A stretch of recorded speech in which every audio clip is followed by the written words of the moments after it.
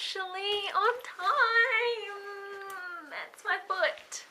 Hello, I'm here on time. It's still going to be unedited, notice the blue wall, but at least I'm here on time and I'm very happy to be here, and I'm sorry that I let you down last week, Sweden, and I'm glad that you thought our Australian Christmases on the beach were wacky, Joanna, and I hope you're having an absolutely stellar, fabulous time in Paris, though I think you're back now. So, yeah. Luckily, I wrote down things, because otherwise I would suck at trying to make them up as I go along, especially with no editing. But here are first my 3 pet peeves. 3 of some of my pet peeves. 3 of a long list of pet peeves. I mean, I don't like to think I'm a person who gets annoyed a lot, but like, if something ticks me off, it ticks me right the heck off.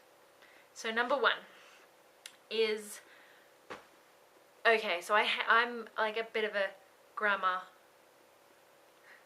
stickler. So I really like people, I always try to use the best grammar that I can, especially when I'm writing. It's hard when you speak because you fall into habits and junk, but when I write, I try and use the best grammar that I am able to use.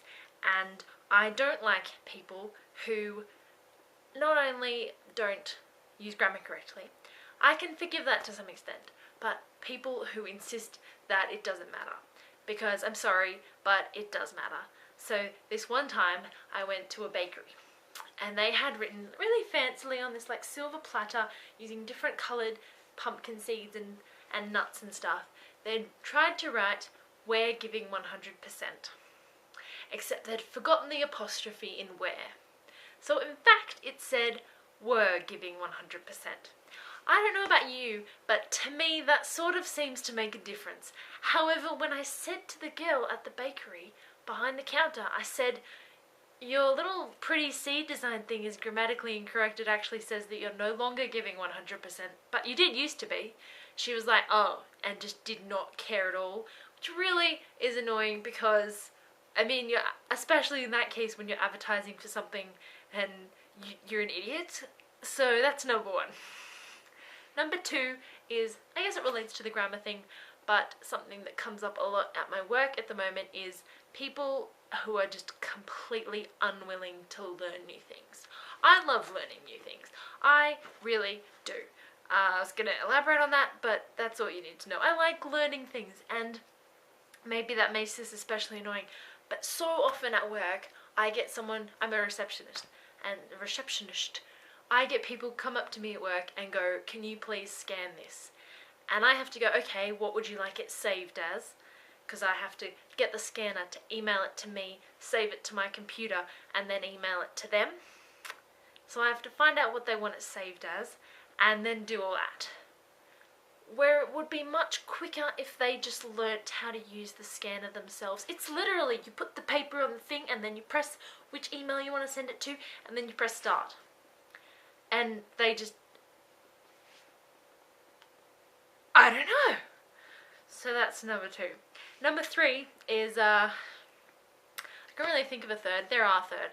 I mean, I can think of some more now, but I'm going to go with the 3 that I originally had, is this, is chipped nail polish. You can spend like $15, which is like €8 on nail polish. Actually no, that's more than €8. That's like €10. So you can spend like €10 on nail polish, and then you wear it for one day and it starts to chip off. And Sweden, you probably wouldn't understand this, but Joanna, I hope you know where I'm coming from because it's really annoying. And now I think I'm worried that I may have gone over time, so I'm just going to check the little doobie hickey. I have to do this quickly. Okay, so my 3 pet happies are: 1, I really like it when trains come into the station and you like look down the railway and you just see them coming around the corner and their lights like appear in the distance, and as they come up and the wind just rushes past you. I don't know why, but I really like that. Number 2, I don't know if you've ever noticed this, or if in fact people even do this in Europe, but when you're on a bus and like one bus drives past another bus and the bus drivers wave at each other. I really like watching that. And then if the bus drivers don't wave at each other, I always kind of assume that there's some like hidden bus driver Gossip Girl type drama going on there, and then I get an overactive imagination.